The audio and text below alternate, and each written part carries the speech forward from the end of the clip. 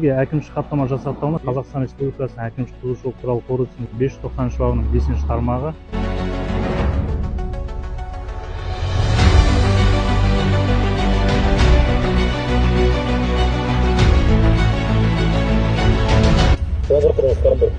жеке басын куәландыратын құжатпен таныстырсаңыз. Автокөлік арнайы тұраққа апарып қойылады да экспертизаға жіберіледі.